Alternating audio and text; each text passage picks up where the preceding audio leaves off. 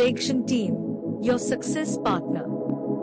नमस्कार, मैं दीपक कौशिक आप लोगों का एसएसटी पॉइंट में स्वागत करता हूं, अर्थात सुपर सिलेक्शन टीम में स्वागत करता हूं।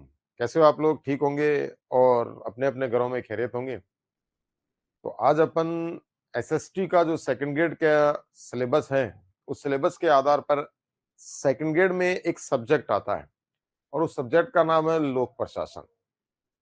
तो फटाफट आप लोग लाइव आओ, फिर अपन लोक प्रशासन के ऊपर बात करते हैं। बहुत शानदार सब्जेक्ट है अपने आप में और बहुत जबरदस्त सब्जेक्ट है। कहने को ये सब्जेक्ट बहुत हार्ड सब्जेक्ट भी कहलाता है और बहुत इजी सब्जेक्ट भी कहलाता है, क्योंकि जो ये सब्जेक्ट है एक प्रकार से साइंटिफिक सब्जेक्ट है। जो है सो है, इसमें ना तो कोई बढ़ सकता है ना कोई घट सकता है, और जितने भी प्रश्न आते हैं बहुत साइंटिफिक तरीके से पूछे जाते हैं और बहुत शानदार प्रश्न पूछे जाते हैं। पिछली जितनी भी भर्तियां हुई सेकंड ग्रेड की, बिल्कुल सभी को नमस्कार, सभी प्यारे बच्चों को नमस्कार। जितनी भी सेकंड ग्रेड की भर्तियां हुई हैं उसमें बहुत अच्छा रिजल्ट गया है मेरा पब्लिक एड का, और फिर वापस उसी पब्लिक एड को लेके आया हूं। इस बार कुछ चेंज कर दिया था राजस्थान सरकार के द्वारा या आरपीएससी के द्वारा। कुछ यूनिट जोड़ी गई थी, कुछ यूनिट घटाई गई थी, तो उनको मैंने वापस अपडेट कर दिया था, उनको अपडेट भी कर दिया था। तो अपन आज सिलेबस के बारे में डिस्कस करेंगे कि पब्लिक एड का जो सिलेबस है वो क्या है, क्योंकि सबसे पहले हमारे को सिलेबस का ज्ञान होना अति आवश्यक है। 90% जैसा कि मैंने आपको बताया था कि 90% जो विद्यार्थी हैं वो पढ़ना तो चालू हो जाते हैं, लेकिन उनको ये पता नहीं होता कि सिलेबस क्या है, प्रश्न की प्रकृति क्या है, प्रश्न किस टाइप का आने वाला है और किस टाइप का नहीं पूछे जाने वाला है। कई बार हम लोग क्या करते हैं कि बस पढ़ना आरंभ कर देते हैं और हमारे को ज्ञान नहीं होता है कि हमारे को पढ़ना क्या क्या। बुक्स है, बुक्स खरीद के लेके आ जाते हैं। बुक्स के अंदर तो पब्लिक एड में या लोक प्रशासन में इतना कुछ दिया हुआ है कि हम लोग उसको कवर ही नहीं कर पाते हैं। बिल्कुल राहुल जी नमस्कार, सभी प्यारे विद्यार्थियों को नमस्कार। तो हम लोग उसको कवर ही नहीं कर पाते हैं। हम लोग का मतलब जितने भी विद्यार्थी हैं, मैं भी एक विद्यार्थी हूँ लोक प्रशासन का, तो लोक प्रशासन को कवर ही नहीं कर पाते हैं और बुक्सों के अंदर लोक प्रशासन को इतना हार्ड बना के प्रस्तुत किया जाता है कि विद्यार्थी समझ ही नहीं पाता है कि मैं क्या करूं और क्या ना करूं। आई बात समझ में? तो उसी को ही सरल रूप में अपन प्रस्तुत करने का प्रयास करेंगे। तो पहले अपन, हाँ बिल्कुल भोलू शर्मा जी नमस्कार। तो पहले अपन क्या करते हैं कि सिलेबस के बारे में अध्ययन करते हैं कि आरपीएससी का जो सिलेबस है, जो यहाँ पे लिखा हुआ है Rajasthan public service commission Ajmer syllabus for examination for to the post of second grade teacher और secondary education department part second. और यहाँ पे लिखा पब्लिक एडमिनिस्ट्रेशन, पब्लिक एडमिनिस्ट्रेशन को लोक प्रशासन कहते हैं। बिल्कुल किताब में से कुछ समझ में नहीं आता है रितु जी, 100%, क्योंकि उसको इतना टिपिकल प्रस्तुत किया जाता है। और मार्केट में जो अधिकांश किताबें चल रही हैं लोक प्रशासन में, जो आप लोगों के सब्जेक्ट से संबंधित है, ऑथेंटिक पुस्तकों की बात नहीं कर रहा हूं, जो आप लोगों के सब्जेक्ट से संबंधित है, वह न जाने समझ में नहीं आता है कि कौन लिखता है, कैसे लिखते हैं। मैं आज तक नहीं समझ पाया, क्योंकि वो इतना ज्यादा उसको हार्ड प्रस्तुत करते हैं। कुल मिला के वो सब्जेक्ट के टीचर ही नहीं होते, फिर भी वह उसको बना देते हैं। तो उससे क्या होता है, विद्यार्थियों को समझ में नहीं आता है। तो अपन चलते हैं, यहाँ पर पहला ही टॉपिक है पब्लिक एडमिनिस्ट्रेशन। तो पब्लिक एडमिनिस्ट्रेशन को आपको तो पता ही होगा, लोक प्रशासन कहते हैं। तो अपन यहाँ पर इसको हिंदी में लिख देते हैं लोक प्रशासन।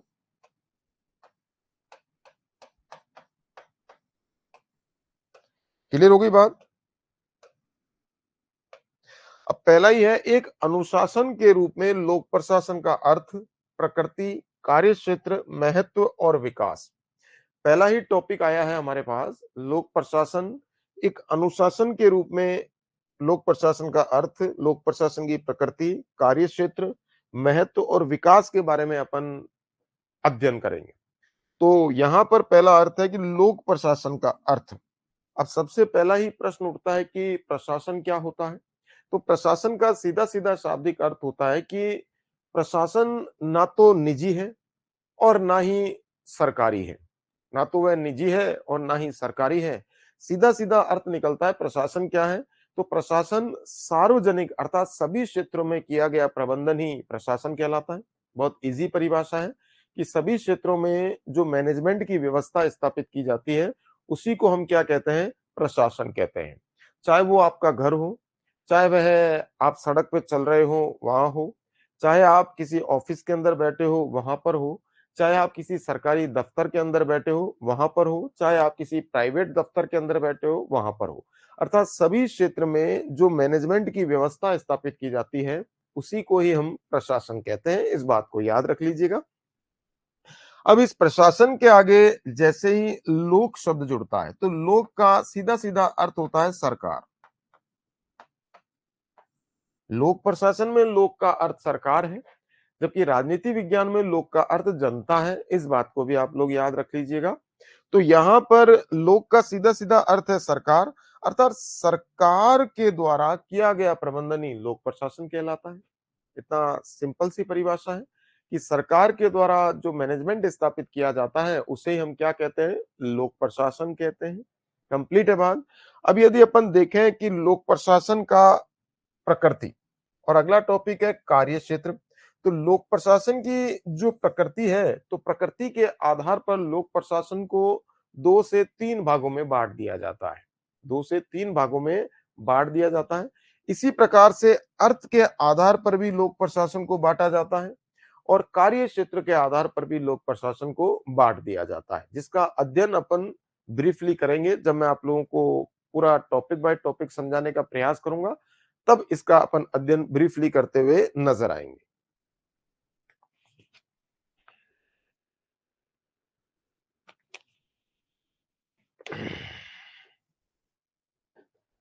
अब प्रश्न आया है यहाँ पर महत्व। अब लोक प्रशासन का महत्व तो इतना जबरदस्त है कि ये जीवन का दर्शन बन चुका है। लोक प्रशासन जो है वह अपने आप में जीवन का दर्शन बनता हुआ नजर आता है प्यारे बच्चों। अब कैसे जीवन का दर्शन बनता है ये मैं आपको बता देता हूं। जब बच्चा पैदा भी नहीं होता है, अर्थात माँ के गर्भ में होता है, जब बच्चा पैदा भी नहीं होता है अर्थात माँ के गर्भ में होता है, तभी से ही वह प्रशासन का एक अंग बन चुका होता है। उसका लेखा जोखा सरकारी विभाग की डायरियों में लिखा जा चुका होता है, अर्थात हॉस्पिटल के अंदर लिखा जाता है। जिस भी डॉक्टर से कंसल्ट होता है उस डॉक्टर की डायरी में लिखा रहता है कि ये बच्चा कब पैदा होगा, इसका वजन क्या है, इसके अंदर शरीर के अंदर कोई कमी तो नहीं है, कुछ वो नहीं है। ये सारा डिटेल से गवर्नमेंट की फाइलों के अंदर फुलफिल होता है। जब बच्चा पैदा होता है तो जन्म प्रमाण पत्र बनता है। क्लियर होगी बात। जब बच्चा स्कूल जाता है तब प्रमाण पत्र बनता है। जब बच्चा स्कूल को क्लियर करके कॉलेज में एडमिशन लेता है तब प्रमाण पत्र बनता है। जब नौकरी लगती है तब प्रमाण पत्र बनता है। जब शादी होती है तब प्रमाण पत्र बनता है। और जब मृत्यु होती है तब मृत्यु प्रमाण पत्र बनता है। तो बनी बनाई बात है कि लोक प्रशासन तो एक प्रकार से जीवन का दर्शन है। लोक प्रशासन तो एक प्रकार से क्या है प्यारे बच्चों, जीवन का दर्शन बन चुका है। इसलिए लोक प्रशासन का महत्व जो है अपने आप में बहुत ज्यादा जबरदस्त बताया गया है। क्लियर होगी बात। अगला है लोक प्रशासन का विकास। अब विकास के चरण देखें तो लोक प्रशासन के विकास के टोटल 6 चरण हैं प्यारे बच्चों। कितने चरण हैं? 6 चरण हैं जिनका अपन बारी बारी से अध्ययन करेंगे। आरंभ में लोक प्रशासन जो है वह राजनीति विज्ञान से पृथक हुआ तो पहला ही चरण कौन सा आ गया? राजनीति प्रशासन द्विभाजन का काल। क्लियर होगी बात। राजनीति प्रशासन द्विभाजन का काल आ गया। जब राजनीति प्रशासन का द्विभाजन का काल आया तो राजनीति अलग हो गई और प्रशासन अलग हो गया। तब दूसरा काल चालू हुआ। दूसरा काल था संगठन का काल, जिसे अपन स्वर्ण काल के नाम से भी जानते हैं। स्वर्ण काल के नाम से इसलिए जाना गया क्योंकि इस काल के अंदर लोक प्रशासन में जितने भी सिद्धांत गठित किए गए उन सब क्षेत्रों में सफलताएं लगातार मिलती चली गई। जब सफलताएं लगातार मिलती चली गई तो ऑटोमेटिकली वह काल स्वर्ण काल के नाम से जाना गया। क्लियर होगी बात यहां तक। अब आप लोगों को सबको पता होगा कि जब व्यक्ति को बार बार सफलताएं मिलती हैं, बार बार सफलताएं मिलती हैं, तो उसके संग संग चुनौतियां भी चलती हैं। तो तीसरा काल आ गया चुनौती का काल। बार बार चुनौतियां मिलती हैं तो पहचान का संकट उत्पन्न हो जाता है। तो चौथा काल आ गया पहचान का संकट।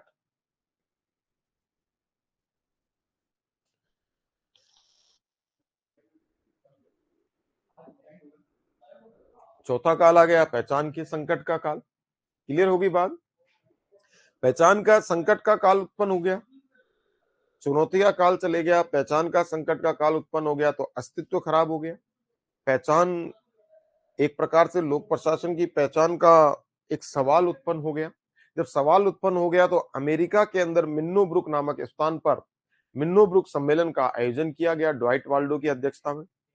तब पांचवा चरण आया, लोक नीति परिप्रेक्ष्य, जिसे नव लोक प्रशासन भी कहा गया। अब नव लोक प्रशासन के पश्चात लोक नीति परिप्रेक्ष्य पांचवा चरण आया। अब छठा चरण कौन सा आया? नव लोक प्रबंधन छठा चरण आ गया। इस प्रकार से लोक प्रशासन का विकास जो होता है प्यारे बच्चों 6 चरणों में होता है, जिसको अपन ब्रीफली डिटेल से पढ़ाएंगे। अभी अपने को सिलेबस के बारे में समझना अति आवश्यक है। अब अपन चलते हैं नेक्स्ट। ये पहला यूनिट है प्यारे बच्चों, इस बात को याद रखना, ये यूनिट फर्स्ट है।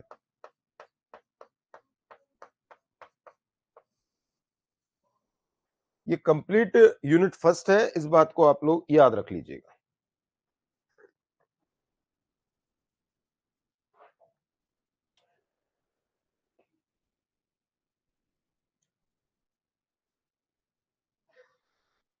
नेक्स्ट आया, ये है अपना यूनिट सेकंड।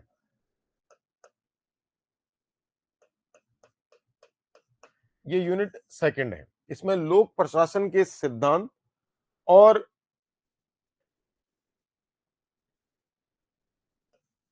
और व्यवहार।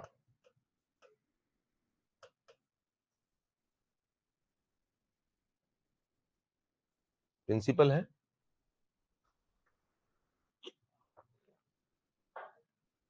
सिद्धांत और व्यवहार, या फिर इसको आप एक ही मान सकते हो, लोक प्रशासन के सिद्धांत।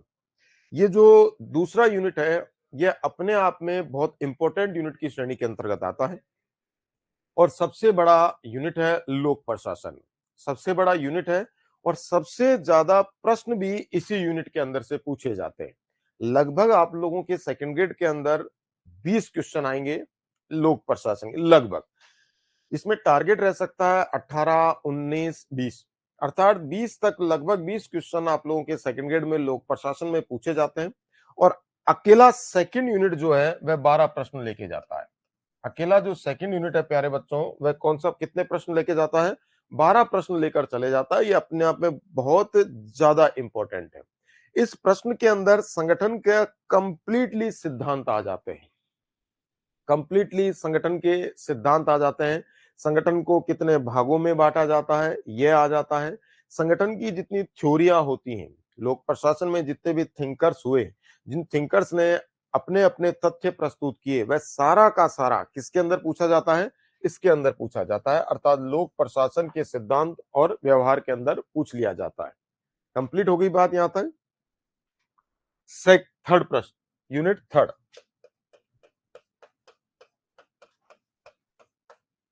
यूनिट थर्ड का नाम है प्रशासनिक व्यवहार। इसमें टॉपिक है आप लोगों के निर्णय लेना, नेतृत्व, संचार और प्रेरणा। निर्णय लेना, नेतृत्व, संचार और प्रेरणा। और जो ये संचार वाला टॉपिक है प्यारे बच्चों, ये संचार, क्योंकि अपन सब्जेक्ट पढ़ रहे हैं, सब्जेक्ट अपने आप में लोक प्रशासन बहुत इंपॉर्टेंट है और बहुत टिपिकल सब्जेक्ट है, इसके साथ साथ बहुत इजी सब्जेक्ट भी है। जो ये संचार है, ये नया टॉपिक है, ये अभी जुड़ा है, लेटेस्ट जो अभी सेकंड ग्रेड के एग्जाम हुए उसी में ही अपडेट जो सिलेबस आया था, उस अपडेट सिलेबस के अंदर ही ये टॉपिक नया आया है। इस बात को भी आप लोग याद रख लीजिएगा। पहले निर्णय लेना, नेतृत्व और प्रेरणा ही हुआ करता था, अब ये संचार भी जोड़ दिया गया है। उससे पहले सन 2012-13 की बात कर रहा हूं, सन 2012-13 में संचार हुआ करता था, बाद में संचार हटा दिया गया, वापस संचार को जोड़ दिया गया। आगे बात समझ में?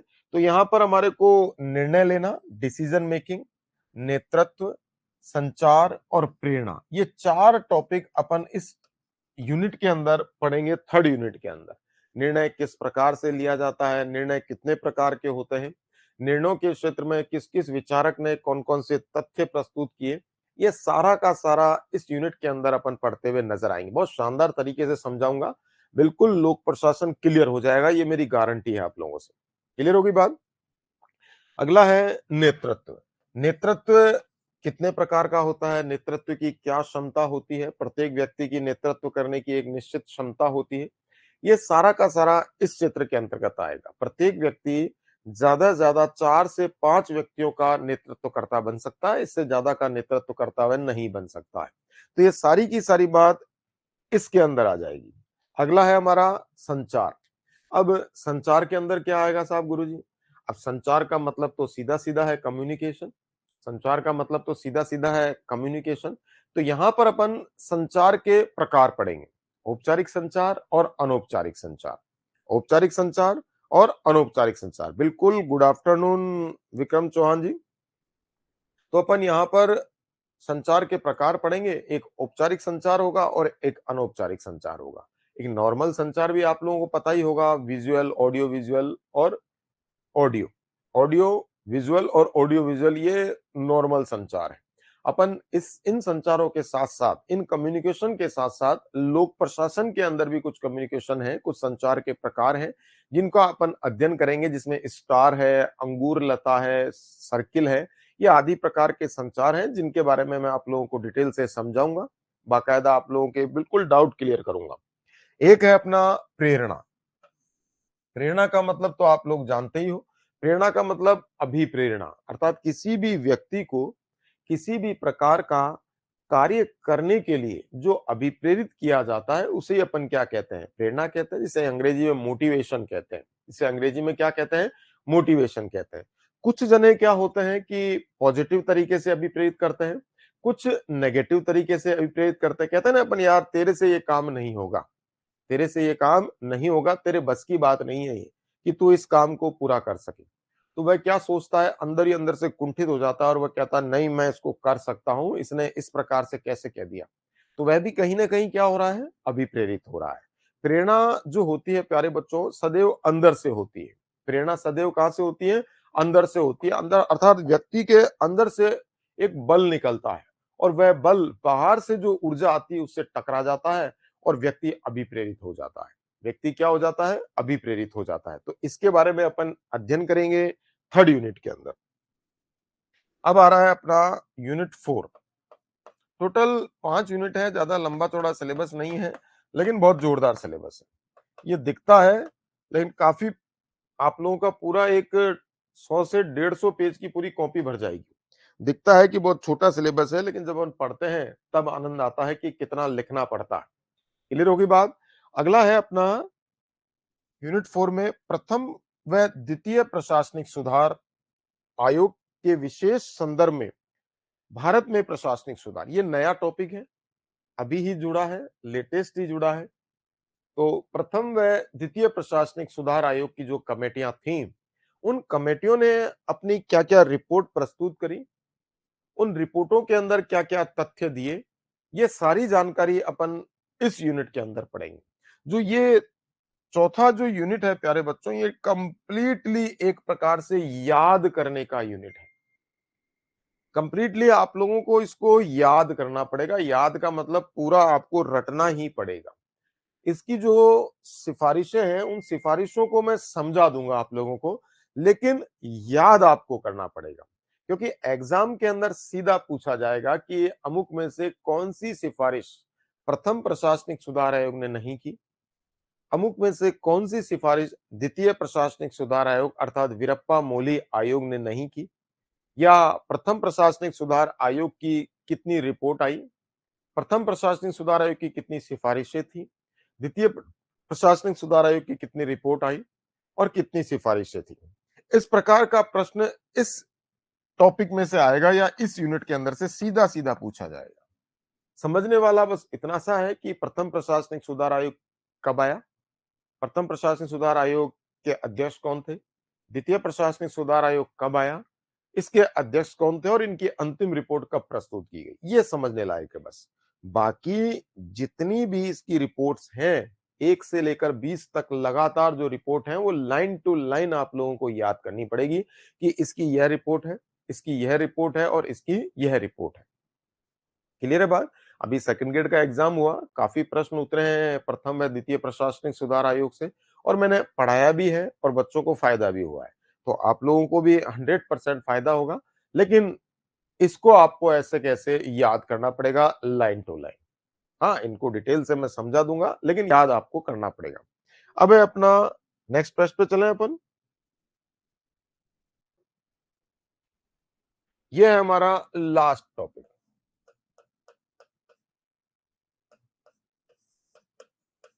लोक प्रशासन का लास्ट टॉपिक, नागरिकों की शिकायतों का निवारण।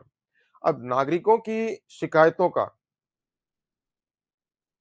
हाँ कोशिश करूंगा सावी जी की ट्रिक से याद कराएं, लेकिन ट्रिक से याद नहीं होगी ये, क्योंकि 20-20 रिपोर्टें हैं और रिपोर्टों में बाकायदा जो लाइन लिखी हुई है, और उन जैसे एक रिपोर्ट है तो एक रिपोर्ट के अंदर भी सब रिपोर्टें हैं, एक रिपोर्ट के अंदर सब रिपोर्ट हो गई, 5 सब रिपोर्ट हो गई, दूसरी रिपोर्ट है, दूसरी के अंदर 6 सब रिपोर्ट हो गई।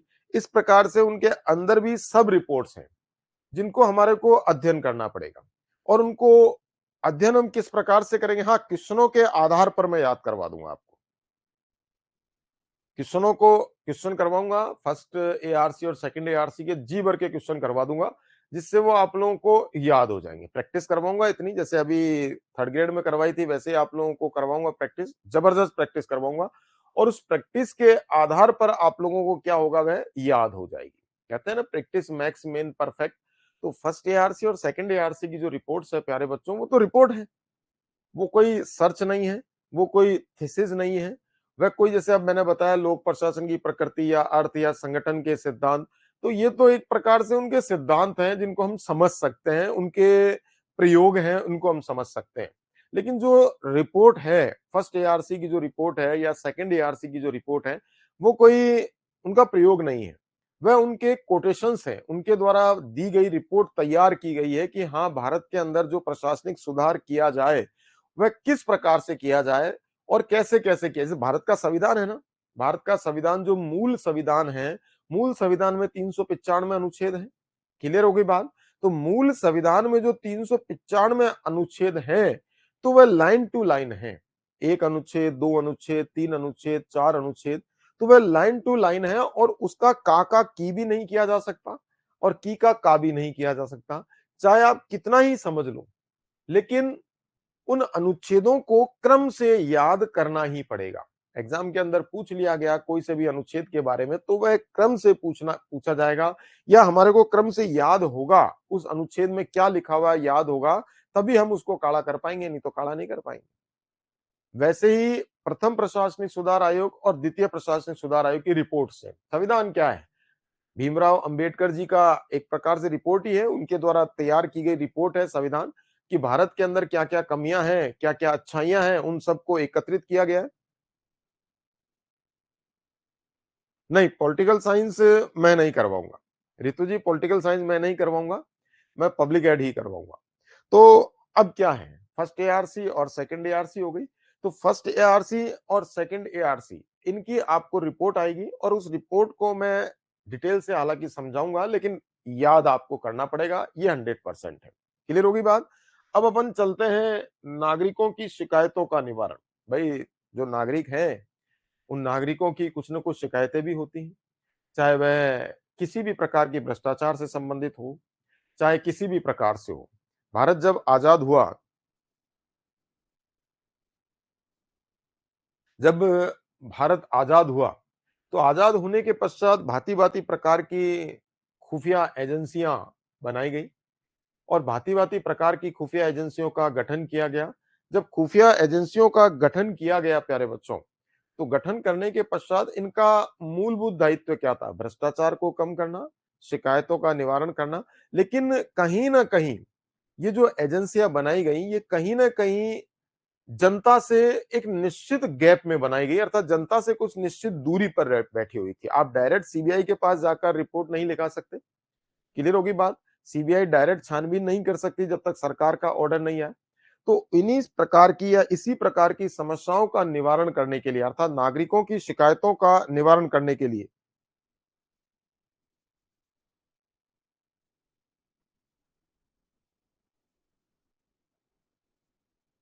बिल्कुल बिल्कुल 100% हर जो जो भी क्लासें हो रही हैं, प्रत्येक क्लास रिकॉर्डेड हो रही है। टेंशन मत लो आप, जो अभी लाइव है, थोड़ी देर बाद वह रिकॉर्ड हो जाएगी। थोड़ी देर बाद वह क्या होगी, रिकॉर्ड होएगी। तो कोई आप ज़्यादा दिमाग में बिल्कुल टेंशन मत लो। 1 साल के लिए आप लोग हमारे मेहमान हो। 1 साल तक आप हमारी लाइव और रिकॉर्डेड क्लास देख सकते हो। तो निश्चिंत रहो आप, 100% निश्चिंत रहो। और जो मैं अभी पढ़ा रहा हूँ, कुछ समय के पश्चात वह रिकॉर्डेड में आपको मिल जाएगी। अभी लाइव चल रही है, कुछ समय के पश्चात या मेरी क्लास ऑफ होने के पश्चात 10 से 15 मिनट या 20 से 25 मिनट बाद वह आपको किसमें मिल जाएगी, रिकॉर्डेड में मिल जाएगी। यहाँ तक आप उसको डाउनलोड भी कर सकते हो। इतनी भी सुविधा है कि आप इसको डाउनलोड भी कर सकते हो, डाउनलोड करके आप आराम से देख सकते हो। या फिर डाउनलोड नहीं करना चाहते हो तो डायरेक्ट आप लाइव भी देख सकते हो, कोई दिक्कत वाली बात नहीं है। क्लियर है बात? तो अब देखा कि भाई नागरिकों की शिकायतों का निवारण करने के लिए कोई संस्था का गठन किया जाए, जिससे नागरिकों की जो पहुंच है वह डायरेक्ट हो सके ऐसी संस्थाओं के पास। जब ऐसी संस्थाओं का आवश्यकता पड़ी, तब भारत के जितने भी विद्वान थे वह विद्वान भारत से बाहर गए कि क्या कोई बाहर कोई ऐसी संस्था है जो नागरिकों की शिकायतों का निवारण करती है। क्योंकि भारत का संविधान तो आप लोगों को पता ही है कि मिला-जुला संविधान है, कोई तथ्य कहाँ से उठाए हैं, कोई तथ्य कहाँ से उठाए हैं। तो उसी प्रकार से भारत के विद्वानों ने दिमाग लगाया कि क्या कोई इस वर्ल्ड के अंदर या इस संसार के अंदर कोई ऐसी संस्था है, जो नागरिकों की शिकायतों का डायरेक्ट निवारण करती है। तो भारत के विद्वान बाहर गए और बाहर जाते हैं तो स्वीडन जाते हैं। स्वीडन जाकर देखते हैं कि हाँ, वहाँ पर एक ऐसी संस्था है, जो नागरिकों की शिकायतों का निवारण करती है, जिसको ओम्बुड्समैन कहते हैं। जिसको क्या कहते हैं प्यारे बच्चों? ओम्बुड्समैन के नाम से जानते हैं। तो उसी के आधार पर भारत में भी एक संस्था का गठन किया गया, जिसे लोकपाल कहा गया। और भारत में केंद्रीय स्तर पर लोकपाल का गठन करने की सिफारिशें की गई और राज्य स्तर पर लोकायुक्त के गठन की सिफारिश की गई। तो केंद्रीय स्तर पर तो लोकपाल रहता है और राज्य स्तर पर कौन रहता है? लोकायुक्त रहता है। काफी समय से लोकपाल के बारे में विवाद चल रहा था कि लोकपाल को लागू किया जाए, लोकपाल को लागू किया जाए। यहां तक कि अन्ना हजारे तक ने इसके बारे में आंदोलन किया था कि लोकपाल नहीं जन लोकपाल लाया जाए। काफी आंदोलन चला इसके बारे में। क्लियर है बात? लेकिन लागू नहीं हो पाया। वर्तमान जो सरकार है, वर्तमान सरकार आप लोगों को पता है, तो वर्तमान जो भारतीय जनता पार्टी है, उनके जो प्रधानमंत्री हैं या उनके बहुमत दल का जो नेता है, उनके माध्यम से या उनके द्वारा मान लें या उनके प्रयासों से वर्तमान में लोकपाल बिल पारित हुआ और लोकपाल बिल पारित होने के पश्चात लोकपाल भारत के अंदर लागू हुआ। ये भी मैं आप लोगों को पूरा डिटेल से पढ़ा दूंगा कि लोकपाल भारत में कब लागू हुआ, वर्तमान में भारत के लोकपाल कौन है, ये भी सारा बताऊंगा। क्लियर होगी बात? अब है हमारा लोकायुक्त। अगला टॉपिक कौन सा है? लोकायुक्त। लोकायुक्त जो है प्यारे बच्चों, वह राज्य स्तर पर छानबीन करता है भ्रष्टाचार की, तथा इसके साथ साथ शिकायतों की छानबीन करता हुआ नजर आता है। अलग अलग राज्यों में लोकायुक्त का जो कार्यकाल है वह अलग अलग है। कुछ राज्यों में इसका कार्यकाल 3 साल है, कुछ राज्यों में 6 साल है और कुछ राज्यों में 5 साल है। जैसे राजस्थान की बात करते हैं तो राजस्थान में लोकायुक्त का कार्यकाल 5 साल बताया जाता है। तथा इसके साथ साथ लोकायुक्त का जो अधिकार क्षेत्र है, लोकायुक्त का जो अधिकार क्षेत्र है वह अलग अलग राज्यों में अलग अलग है। लोकायुक्त का अधिकार क्षेत्र भी अलग अलग राज्यों में अलग अलग देखने को मिलता है। कुछ राज्यों में लोकायुक्त अपने आधार पर ही छानबीन कर सकता है कि यदि लोकायुक्त को ऐसा लगता है कि अमुक व्यक्ति का या अमुक समाज का शोषण हुआ है अमुक अधिकारी के द्वारा, तो लोकायुक्त और लोकायुक्त को यह एहसास हो जाता है कि किसी न किसी डर के कारण जनता इसकी शिकायत नहीं कर पा रही है, तो लोकायुक्त अपने आधार पर ही छानबीन करना आरंभ कर देता है। अपने आधार पर ही क्या आरंभ कर देता है? छानबीन करना आरंभ कर देता है। कुछ राज्यों में ऐसा है तथा कुछ राज्यों में क्या है कि लोकपाल अपने आधार पर छानबीन नहीं कर सकता है, स्वतंत्र नहीं है, जब तक कोई शिकायत लेकर नहीं आए, जब तक कोई शिकायत लेकर नहीं आए। कुछ राज्यों में लोकायुक्त के अधिकार क्षेत्र में मुख्यमंत्री आता है और कुछ राज्यों में लोकायुक्त के अधिकार क्षेत्र में मुख्यमंत्री नहीं आता है। कुछ राज्यों में लोकायुक्त के साथ साथ उप लोकायुक्त का गठन किया गया है और कुछ राज्यों में लोकायुक्त के साथ उप लोकायुक्त का गठन नहीं किया गया है। कुछ राज्यों में यह सिर्फ भ्रष्टाचार की जांच करता है और कुछ राज्यों में यह भ्रष्टाचार के साथ साथ शिकायतों की भी जांच ये करता है। तो इस आधार पर अपन कह सकते हैं कि लोकायुक्त का जो अधिकार क्षेत्र है वह अलग अलग राज्यों में अलग अलग है। अपन यूं नहीं कह सकते कि पूरे भारत के राज्यों में लोकायुक्त का अधिकार क्षेत्र समान है, ऐसा नहीं है। अलग अलग राज्यों में लोकायुक्त का जो अधिकार क्षेत्र है वह अलग अलग आप लोगों को देखने को मिलेगा। जो मैं से पढ़ाऊंगा आप लोगों को, तो लगभग लगभग जितने राज्य हैं और उन राज्यों में जो लोकायुक्त हैं उन सब के बारे में आप लोगों को जानकारी मैं दे दूंगा, जिससे आप लोगों को पता लग जाएगा कि हाँ, अमुक राज्य में तो मुख्यमंत्री इसके अधीन आ रहा है और अमुक राज्य में मुख्यमंत्री इसके अधीन नहीं आ रहा है। और ऐसा ही प्रश्न एग्जाम के अंदर उतरता हुआ नजर आएगा आप लोगों को। सीधा पूछा जाएगा कि अमुक में से किस राज्य में मुख्यमंत्री लोकायुक्त के अधिकार क्षेत्र में नहीं आता है। तो नीचे राज्यों के नाम लिख दिए जाएंगे, तो आप लोगों को प्रश्न को सरल करने में ज्यादा परेशानी का सामना नहीं करना पड़ेगा। अगला है सूचना का अधिकार। ये नया टॉपिक जुड़ा है, सूचना का अधिकार। ये भी मैं आप लोगों को डिटेल से पढ़ाऊंगा, जिसे अपन अंग्रेजी में आरटीआई कहते हैं, आरटीआई। इसके बारे में तो आप लोग जानते होंगे, बहुत खतरनाक टॉपिक है सूचना का अधिकार। बड़े बड़े अधिकारी डरते हैं, बड़े बड़े सरकारी विभाग इस लाइन से डरते हैं, सूचना का अधिकार, कि कल को कहीं सूचना का अधिकार की रिट लगा दी या सूचना का अधिकार आरटीआई लगा दिया तो हमारे को कागजात प्रस्तुत करने पड़ जाएंगे। आई बात समझ? इससे पारदर्शिता आई है सरकारी विभागों में। सूचना के अधिकार से क्या आई है? पारदर्शिता आई है। ये काफी बड़ा टॉपिक है, काफी इंपॉर्टेंट टॉपिक है और अभी लेटेस्ट ही जुड़ा है। तो ये तो हुई हमारे सिलेबस के बारे में जानकारी, कि सिलेबस मैंने आप लोगों को बताने का प्रयास किया कि सेकंड ग्रेड के अंदर पब्लिक एड का क्या सिलेबस है। अब प्रश्न उठता है कि आपने गुरुजी सिलेबस तो बता दिया, लेकिन ये तो बताया नहीं कि प्रश्न किस प्रकार के आएंगे लोक प्रशासन में।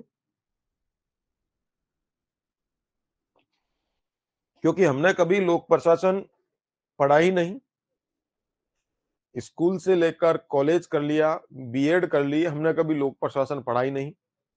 कुछ कुछ विद्यार्थी होंगे जिनके लोक प्रशासन सब्जेक्ट रहा होगा। आई बात समझ में? अधिकांश विद्यार्थियों के पास लोक प्रशासन सब्जेक्ट रहता ही नहीं। ये टॉपिक ही ऐसा है, बहुत जोरदार टॉपिक है, जो बच्चों के ऊपर से जाता है कि भाई सर हमारे लोक प्रशासन सब्जेक्ट ही नहीं रहा, इसमें प्रश्न कैसे आएंगे।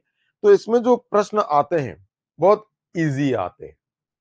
कुछ प्रश्न परिभाषाओं के आधार पर पूछे जाते हैं कि यह परिभाषा किस विचारक के द्वारा दी गई। कुछ प्रश्न पूछे जाते हैं बुक्स के आधार पर। कोई दिक्कत वाली बात नहीं है, मैं बैठा हूं ना, मैं पढ़ाऊंगा आप लोगों को। कभी आपने नहीं पढ़ा तो मैं पढ़ाऊंगा। चलो, पूजा मीणा जी के पास लोक प्रशासन सब्जेक्ट था तो इनको तो पढ़ने में मजा आएगा।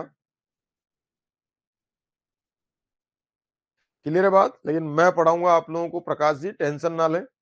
फिर आप किसी को नहीं कह पाओगे कि हमने लोक प्रशासन कभी नहीं पढ़ा। एक बार पढ़ने के पश्चात याद हो जाएगा, ये मेरी गारंटी है। तो अब प्रश्न उठता है कि इसमें प्रश्न किस प्रकार के आएंगे। तो मैंने जैसा बताया आप लोगों को, कुछ प्रश्न तो परिभाषाओं से आते हैं, कुछ प्रश्न बुक्स में से आते हैं और कुछ प्रश्न किसमें से आते हैं? थ्योरी के अंदर से आते हैं। अब विद्यार्थी क्या करता है, विद्यार्थी से गलती कहाँ होती है, ये मैं आप लोगों को बता रहा हूँ। वह मार्केट से कोई गाइड खरीद के लेके आता है, ले आया साहब, और प्रश्नों की संख्या मैंने आप लोगों को बताई दी कि 20 प्रश्न आएंगे, लगभग लगभग 20। एक मतलब डायरेक्ट तो नहीं कह सकता कि हाँ 100% 20 प्रश्न आएंगे, लेकिन लगभग लगभग 20 प्रश्न आएंगे। और इसकी गारंटी मैं देता हूं कि अगर 20 प्रश्न आए तो 20 में से 18 प्रश्न मेरे नोट्सों में से आएंगे, ये मेरी गारंटी। आज तक का रिकॉर्ड है, आज तक का रिकॉर्ड रहा है मेरा। जितने मेरे पुराने विद्यार्थी जो मेरे से पढ़ चुके हैं पब्लिक एड, उनसे पूछ लेना, आज तक का रिकॉर्ड रहा है, अभी भी रिकॉर्ड रहेगा मेरा, कि 20 प्रश्न यदि उतरते हैं तो 18 मेरे ही आएंगे। इस बात को याद रखना, मेरे नोट्स में से आएंगे।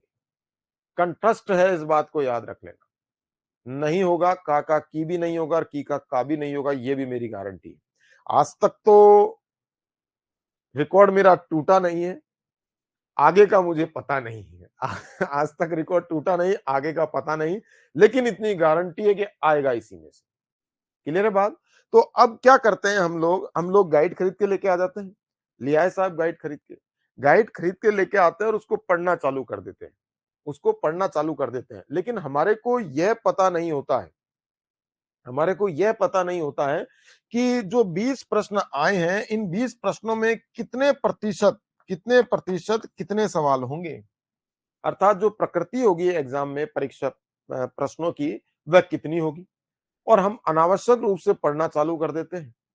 और जैसे हम गाइड दे खोलते हैं लोक प्रशासन की, तो एक छोटी सी परिभाषा होती है और उसके पश्चात कम से कम 20 थिंकर आ जाते हैं। 20 थिंकर आ जाते हैं। नहीं टूटेगा रिकॉर्ड पूजा जी, ये मेरी गारंटी है। पिछले मतलब 2010 से लेकर 2010 में मैंने पढ़ाना आरंभ किया था। 2010 से लेकर और ये 2022 में जो अभी सेकंड ग्रेड का एग्जाम हुआ है, तब तक रिकॉर्ड नहीं टूटा है। 20 में से अगर 20 प्रश्न पूछे गए तो 18 क्वेश्चन आएंगे गारंटी के साथ। जितने भी पुराने विद्यार्थी हैं जो मुझसे पढ़ चुके हैं और आप लोगों के मिलने वाले हैं, तो आप पूछ लेना मेरे बारे में। दीपक सर जो पब्लिक एड पढ़ाते हैं, दीपक कौशिक सर पब्लिक एड पढ़ाते हैं, तो उनका पढ़ाया हुआ एग्जाम के अंदर कितना उतरता है, ये आप मेरे पुराने विद्यार्थियों से पूछ लेना। मैं नहीं कह रहा हूं, सोचे कि भाई मैं अपनी बड़ाई कर रहा हूं ना, मैं नहीं कह रहा हूं। आप मेरे पुराने विद्यार्थियों से पूछ लेना। और जो आप लोगों के गांव में ढाणी में जो अभी वर्तमान में एसएसटी के टीचर हैं जो पढ़ा रहे हैं, उनसे पूछना, यदि वो मेरे स्टूडेंट रहे हैं तो वो बता देंगे कि हाँ मजा आ गया। हाँ बिल्कुल 100% रितु जी, राजस्थान हिस्ट्री में भी रिकॉर्ड रहा है। 2010 से बराबर टक्कर रही है और बराबर टक्कर रही है और बराबर टक्कर में प्रश्न उतरे हैं, ये मेरी गारंटी रही है। तो आप पूछना सब्जेक्ट के बारे में कि पब्लिक एड जो दीपक कौशिक सर पढ़ाते हैं, तो उनके प्रश्न उतरते हैं नहीं उतरते हैं। क्लियर है बात? तो अब देखें आप लोग, अब हम क्या करते हैं, हम गाइड खोलते हैं एक और गाइड पढ़ना चालू कर देते हैं। इतनी जाड़ी सारी गाइड लेके आते हैं। जैसे ही जाड़ी सारी गाइड लेके आए, उसको पढ़ना चालू किया, तो पढ़ते हैं, पहला पन्ना खोलते हैं और 20 परिभाषाएं लिखी पड़ जाती हैं। कितनी परिभाषाएं लिखी मिल जाती हैं? 20 परिभाषाएं लिखी मिल जाती हैं हमारे को। और 20 परिभाषाएं लिखी मिल जाती हैं और 20 परिभाषाएं जब हम पढ़ने बैठते हैं, तो आधे से ज्यादा दिमाग तो उन परिभाषाओं को देखते ही खराब हो जाता है और कुछ बचा कुचा जो दिमाग होता है वह उनको याद करने में खत्म हो जाता है। भाई आधे से ज्यादा तो उनको आधे, हाँ बिल्कुल, जयपुर में ही है। तो आधे से ज्यादा दिमाग तो उन परिभाषाओं को याद करने में खत्म हो गया और कुछ बचा कुचा उनको पढ़ने में खत्म हो गया। और थोड़ा एक दो पॉइंट और बच जाता है, वो किताबों को याद करने में खत्म हो जाता है। क्योंकि गाइडों के अंदर लाइन से 100-200 किताबें लिख दी जाती है। प्रत्येक यूनिट में 100-200 किताबें ठोक देंगे, जबरदस्ती में लिख देंगे। और उसी प्रकार से 100-200 परिभाषाएं लिख देंगे, करता रहा बेटा याद। और एग्जाम में प्रश्न कितने आएंगे परिभाषा में से? 2 प्रश्न। कितने प्रश्न आएंगे? 2 से 3 प्रश्न एग्जाम के अंदर परिभाषा में से उतरेंगे, इस बात को याद रख लीजिए। और उसी प्रकार से 2 से 3 प्रश्न आएंगे हमारे किसमें से? किताब में से। अर्थात पुस्तकें पूछी जाएंगी 2 से 3, इससे ज्यादा नहीं आते हैं। आप पिछले रिकॉर्ड देख लेना, 2010 से लेकर 2022-23 तक जितने भी सेकंड ग्रेड के एग्जाम हुए हैं, उनमें मोस्टली जो परिभाषाओं का प्रश्न उतरा है या किसी थिंकर की बुक्स के बारे में प्रश्न उतरा है, वह 2 से 3 का रेशो है, इससे ज्यादा रेशो नहीं है। लेकिन हम लोग क्या करते हैं, हमारा सारा फोकस इन्हीं 2 टॉपिक पे डाल देते हैं, परिभाषा और पुस्तक पर। परिभाषा और पुस्तक पर डाल देते हैं। और जो हमारे टॉपिक आने वाले हैं, जो टॉपिक आने वाले हैं, अर्थात 20 में से जो हमारे 12 से 14 प्रश्न जो उतरेंगे, 12 से 14 प्रश्न जो उतरेंगे या 12 से 15 भी हो जाते हैं कई बार, 12 से 15 जो प्रश्न उतरेंगे वह आएंगे हमारे थ्योरी में से। वह किस में से आएंगे? थ्योरी में से आएंगे। तो हम क्या करते हैं कि हमारा जो दिमाग है वह आधे से ज्यादा तो इसी में खराब हो जाता है। आधे से ज्यादा दिमाग तो किसमें खराब हो जाता है? इसी में खराब हो जाता है। और जो याद करने की और समझने की चीज होती है वह हमारे दिमाग से हट जाती है। वह हमारे दिमाग से क्या हो जाती है? हट जाती है। आगे बात समझ में? तो वह हमारे दिमाग से हट जाती है, और हमारे दिमाग से हट जाती है तो फिर क्या होता है? इसको हम पढ़ नहीं पाते हैं और इसको हम अंततः इग्नोर कर देते हैं। क्यों? क्योंकि इसको याद करने के चक्कर में ये थ्योरी भी हमारे को हद से ज्यादा टिपिकल दिखने लग जाती है। हद से ज्यादा टिपिकल लगने लग जाती है। अब हद से ज्यादा टिपिकल लगने लग जाती है तो फिर लोक प्रशासन का टॉपिक हमारा पूरा नहीं हो पाता है। क्लियर होगी बात? तो प्यारे बच्चों, आप लोगों को लोक प्रशासन जो सब्जेक्ट पढ़ना है, उस पे एक ही बात ध्यान रखनी है कि थ्योरी के ऊपर ज्यादा ध्यान देना है। हालांकि परिभाषाएं और किताबें भी याद करनी है, लेकिन परिभाषाएं और किताबें कौन-कौन सी याद करनी है और कौन-कौन सी छोड़नी है, वो मैं आपको बताऊंगा।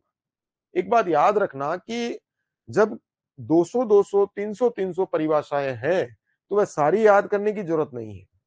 200-250 पुस्तकें हैं थिंकर्स के द्वारा लिखी हुई, तो वह सारी पुस्तकें याद करने की आवश्यकता नहीं है। जिसमें कुछ स्पेशल क्वालिटी है, जिसमें कुछ यूनिक क्वालिटी है, जिस परिभाषा के अंदर या जिस कोटेशन के अंदर यूनिक क्वालिटी है, जिसमें लोक प्रशासन का पूरा बेस टिका हुआ है, वही हमारे को याद करनी है। और जिस पुस्तक के अंदर कुछ न कुछ बेस बन रहा है लोक प्रशासन का, कि इस पुस्तक के बिना लोक प्रशासन चल ही नहीं सकता, इस पुस्तक के बिना लोक प्रशासन चल ही नहीं सकता, वह हमारे को याद करनी है। तो ज्यादा से ज्यादा मैं आप लोगों को जो परिभाषाएं लिखाऊंगा, ज्यादा नहीं लिखवाता हूं मैं परिभाषाएं, ये मुझे पता है कि ज्यादा परिभाषाएं लिखवाने से विद्यार्थी क्या होता है, कंफ्यूज हो जाता है, बहुत भयंकर कंफ्यूज हो जाता है, और उसका दिमाग है वह थ्योरी में ही, थ्योरी से हट जाता है और परिभाषाएं और पुस्तकों को याद करने में ही लगा रहता है। तो इसके ऊपर ध्यान ना देकर अपन थ्योरी के ऊपर ज्यादा ध्यान देंगे, और जो खास खास परिभाषाएं होंगी, उन परिभाषाओं को मैं आप लोगों को डिटेक्ट करवाता चला जाऊंगा, याद करवाता चला जाऊंगा और लिखवाता चला जाऊंगा। उसी प्रकार से जो खास खास पुस्तकें होंगी, वह भी मैं आप लोगों को करवाता चला जाऊंगा। ये तो हुआ हमारा सिलेबस का पूरा निचोड़। अब आप लोगों को कोई शंका हो लोक प्रशासन में, आप लोगों को कोई परेशानी हो, तो पूछे मेरे से, क्योंकि मंडे से अपन रेगुलर हो जाएंगे। मंडे से बाकायदा फर्स्ट यूनिट अपना आरंभ हो जाएगा लोक प्रशासन का, जिसको मैं आप लोगों को पढ़ाऊंगा।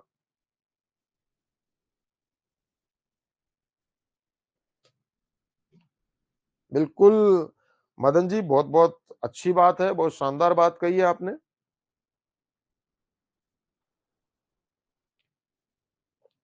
तो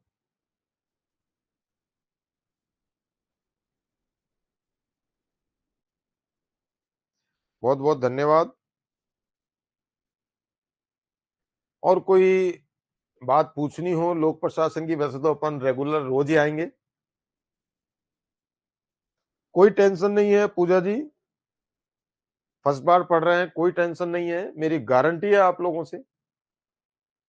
जब मैं गारंटी दे रहा हूं तो किसी कारण से ही दे रहा हूँ। तो मेरी गारंटी है पूजा जी, एक बार पढ़ने के पश्चात आप खुद पढ़ा देंगी लोगों को, ये मेरी गारंटी है। जब आप खुद पढ़ा देंगे तो आप समझ लो कि लोक प्रशासन आपका बिल्कुल क्लियर होगा। बिल्कुल ट्रिपल एस, आप भी टेंशन ना लें। हाँ बिल्कुल कौर जी, आप भी टेंशन ना लें, ये मेरी गारंटी है। लोक प्रशासन तो गढ़ है अपना। हाँ बिल्कुल पूजा यादव जी, आप भी टेंशन ना लें। तो आज की कालांश को अपन यहीं विराम देवें, और मंडे को अपन मिलते हैं एक रेगुलर सेशन के द्वारा। आप लोग भी जिन्होंने पुस्तकें नहीं खरीदी हैं या कॉपियां नहीं खरीदी हैं, अपनी अपनी कॉपियां खरीद लें। प्रत्येक सब्जेक्ट की अलग अलग कॉपी लेवें, और मेरे साथ साथ आप भी नोट्स बनाएं। जो जो हम लोग टॉपिक पढ़ाएंगे, उन टॉपिक की प्रत्येक की अलग अलग आप पुस्तक या अर्थात बुक्स कॉपियां खरीदें, और बाकायदा अपने नोट्स तैयार करते चले जाएं। हालांकि ये मेरे को आप लोगों को ये रिकॉर्डेड में मिल जाएगा। तो आज की कालांश को अपन यहीं विराम देते हैं। इसके साथ मैं दीपक कौशिक आप लोगों से आज्ञा लेता हूं। जय हिंद, जय भारत, जय जय राजस्थान।